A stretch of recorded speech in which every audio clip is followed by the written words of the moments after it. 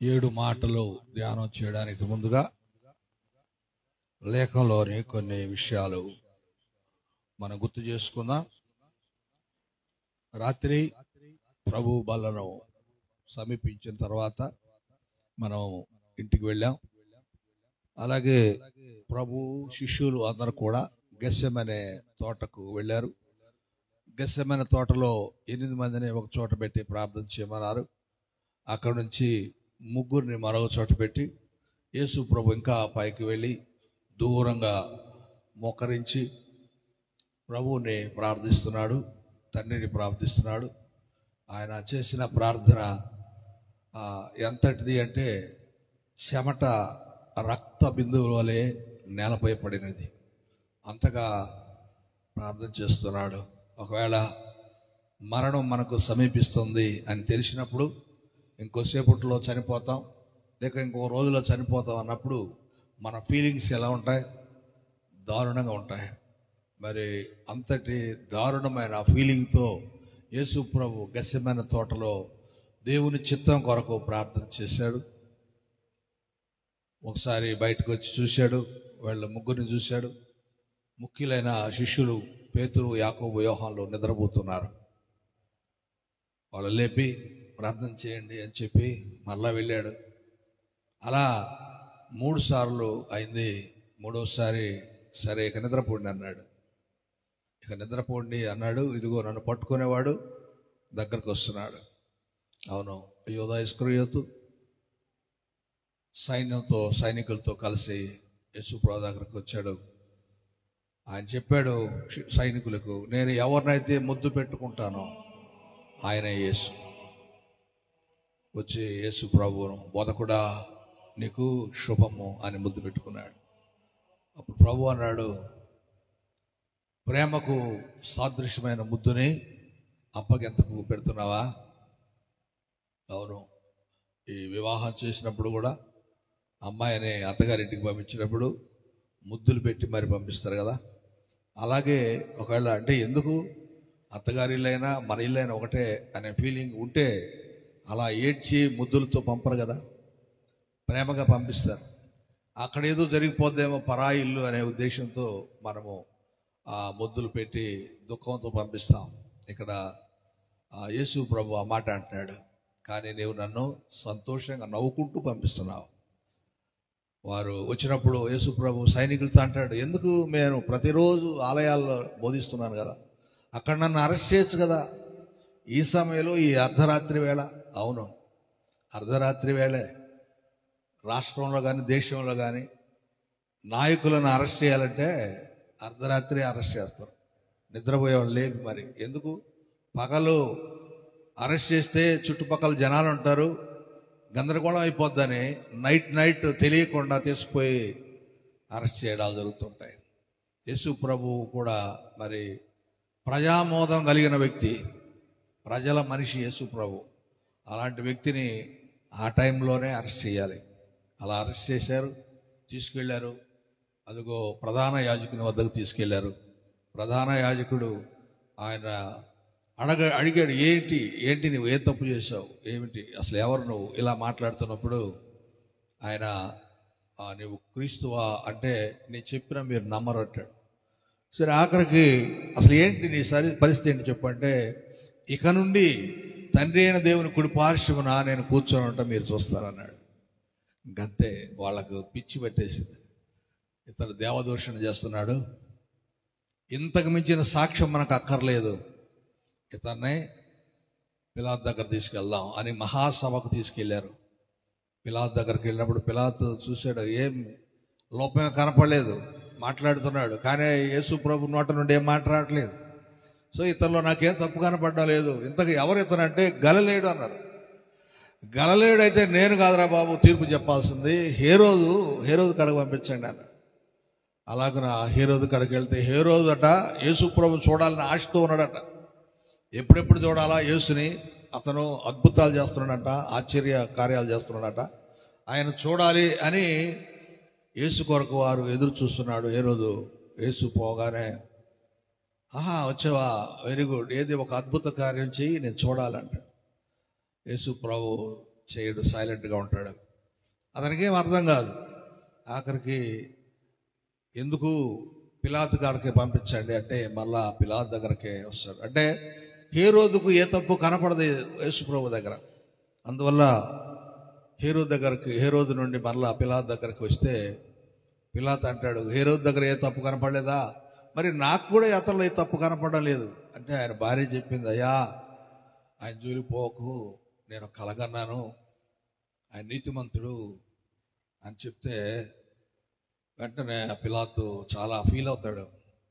సరే ఏం చేయాలి, ప్రజలేమో ఏంటయ్యా ఈయన తప్పు చేయలేదంట, సరే నేను వదిలేస్తాను, ఇదిగో పస్కా పండుగ సందర్భంలో ఖైదీని విడుదల చేయడం ఆనవాయితీ కదా, కాబట్టి నేను విడుదల చేస్తాను యేసును అంటే వాళ్ళు అన్నారు, వద్దొద్దు యేసును వద్దు, కావాలంటే బరబ్బాను విడుదల చేయండి.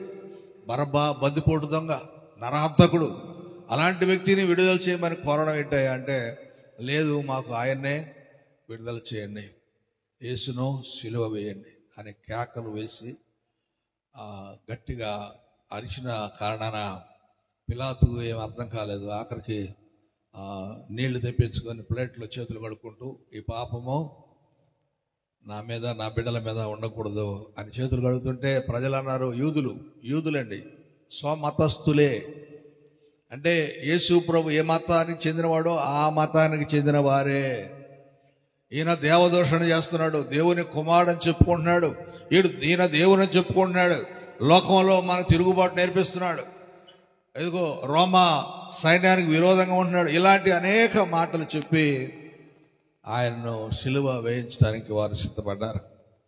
ఇక ఆయన అన్నాడు, ఆ నీతిమంతుని పాపం నా మీదకి రాకూడదంటే వాళ్ళు అన్నారు, మా మీదకి మా పిల్లల మీదకి రానివ్వండి.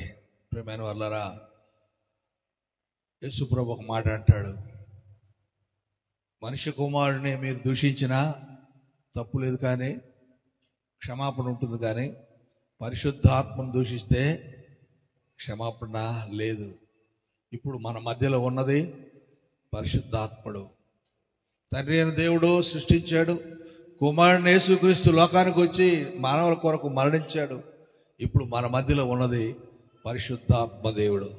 పరిశుద్ధాత్మని మనం అవమానిస్తే, బాధిస్తే, బాధ పెడితే, ఆయన పరిశుద్ధాత్మని ద్వారా జరుగుతున్న పరిచర్యను ఎవరైనా ఆటంకపరిస్తే తగిన మూల్యమో చెల్లించుకోవాలి. పగ తీర్చుకునేవాడు దేవుడే.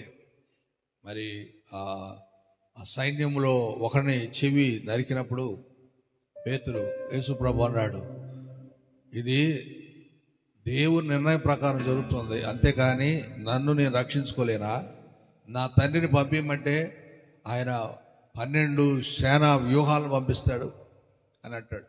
కనుక ఎవరో చంపారు కాదు, కానీ మానవాళి కొరకు సిలువలో మరణించడానికి ఆయన వచ్చాడు. ఆ సమయంలో, ఆ సందర్భంలో పిలాతు ఆయన సిలువ వేయండి అని అప్పగించి చేతులు కడిగేసుకున్నాడు. ఆయన గుండె ఎంత భారంగా ఉందో, ఇంతటి గొప్ప వ్యక్తిని నేను సిలువకు అప్పగిస్తున్నాను. అక్కడ నుంచి ఉదయం 6 గంటలకు యేసు ప్రభువుని సిలువ భుజాన పెట్టి మోయించడం మొదలుపెట్టారు. 9 గంటల వరకు, 6 నుండి 9 గంటల వరకు ఆ గొల్గొతా కొండకు నడిపించారు. సిలువ ఆ కొయ్య మానును మోపించుకుంటూ తీసుకుని వెళ్ళారు. మార్గ మధ్యలో ఒక వ్యక్తి సీమోను కనిపిస్తాడు. అతను తీసుకొచ్చి అతని చేత కొద్దిసేపు మోయించడానికి ప్రయత్నం చేస్తారు, కానీ యేసు ప్రభు ఒప్పుకోడు. లేదు, నేనే మోస్తానని ఆయనే ఆ సిలువను తన భుజాలపైన వేసుకొని మోసాడు. కల్వరి కొండకు వెళ్తూ ఉన్నాడు. మార్గ మధ్యలో ఆయన కాళ్ళకి ముళ్ళు గుచ్చుకుంటున్నాయి, రాళ్ళు గుచ్చుకుంటున్నాయి, రక్తం కారుతుంది. శరీరం నుండి కొరడా దెబ్బలు పడుతున్నాయి శరీరం పైన. ఆ కొరడా దెబ్బలకు శరీరం చీల్చబడుతుంది, రక్తం కారుతుంది. ఆ అంతటి భారాన్ని, అంతటి బాధను మెంగుతూ ఆయన దుఃఖపడుతూనే, కష్టపడుతూనే వెళ్ళాడు. సిలువ దగ్గరకు గొల్గొతా కొండకు చేరాడు. అక్కడ కొయ్యను పడుకోబెట్టి, కొయ్య పైన యేసును పడుకోబెట్టి చేతులకు కాళ్ళకు మేకులు కొట్టారు. చేతులకు కాళ్ళకు మేకులు కొడుతూ ఉంటే ఆ సన్నివేశాన్ని మనం సినిమాలో చూస్తుంటాం కదా, కరుణామయుడు సినిమాలో కానీ ప్యాషన్ ఆఫ్ క్రైస్ట్ సినిమాలో చూసినప్పుడు నిజంగా ఎంత కన్నీరు వచ్చేస్తుంది, మనకి ఏడ్చేస్తాం. అంతగా ఆ సన్నివేశాన్ని వారు చిత్రీకరించారు. ఆ శిలువ పైన చేతులు పెట్టి మేకులతో కొట్టడం, రెండు కాళ్ళు ఒక చోట పెట్టి ఆ చెక్కకు మేకులు కొట్టడం, అలా అయిన తర్వాత లేపి ఆ శిలువ నిలువబెట్టడం, ఆ పరిస్థితి అంతా చూసినప్పుడు ఎవరికైనా కూడా, మనుషుడు అనేవాడికి ఎవరికైనా కానీ, మానవత్వం కలిగిన వాడు ఎవడైనా కానీ ఆ సన్నివేశాన్ని చూస్తే వింటే కదిలిపోతారు. చాలామంది ఏడ్చేస్తారు. కానీ అక్కడ ఉన్న యూదులైతే నవ్వుకుంటున్నారు, సైనికులు నవ్వుకుంటున్నారు, ప్రభు హేళన చేస్తున్నారు. అరే ఆ పరిస్థితిలో ఆయన అంగీని తీసుకోవడానికి సిద్ధపడ్డారు సైనికులు. అంగీ కొరకు సీట్లు వేసుకున్నారు, ఎవరికి కావాలా. సో అలాగున అవమానించారు, తలపై ముళ్ళ కిరీటం పెట్టారు, ఆయన బాధించి శిలువను ఎక్కించారు. ఆ శిలువ పైన యేసు ప్రభు 9 గంటల నుండి 3 గంటల వరకు, అనగా 6 గంటల సమయం ఆ శిలువ మీద వేలాడుతున్నాడు. ఓ చిన్న గాయం తగిలితే మనకి ఓ 10 నిమిషాలు ఓర్చుకోలేం.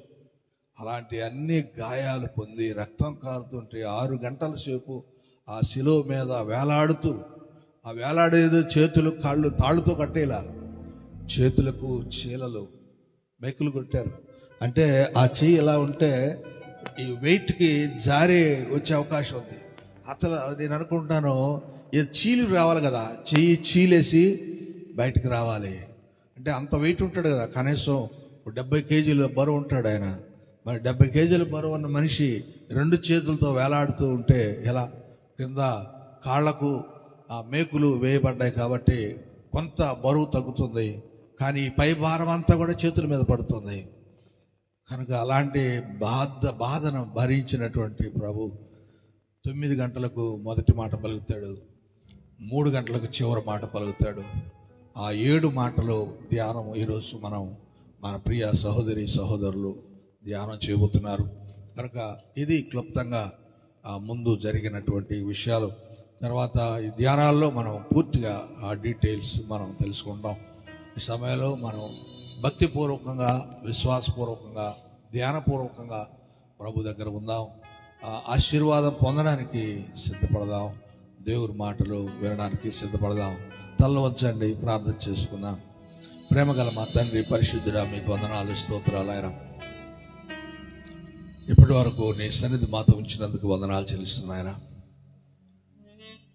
7 మాటలు ధ్యానం చేయబోతుండగా తండ్రి, మొదటి మాట నుండి చివరి మాట వరకు ధ్యానం చేయ బిడ్డలను, పాటలు పాడువారిని, ప్రార్థన చేయవారిని మీరు ఆశీర్వదించండి. ఈ ధ్యానాలన్నీ కూడా కాలక్షేపానికి కాకుండా మా ఆత్మీయ ఎదుగుదలకు ఉపయోగపడేలాగా ఆశీర్వదించమని, ఇంతవరకు మీ ఆశీర్వాదం మాతో ఉంచినందుకు వందనాలు చెల్లిస్తూ రావలసిన వారిని నడిపింపు చేయమని కోరుకుంటూ మీకే మహిమా ఘనత చెల్లిస్తూ యేసు ప్రభు దివ్యనామమున ప్రార్థిస్తున్నాం తండ్రి, ఆమేన్.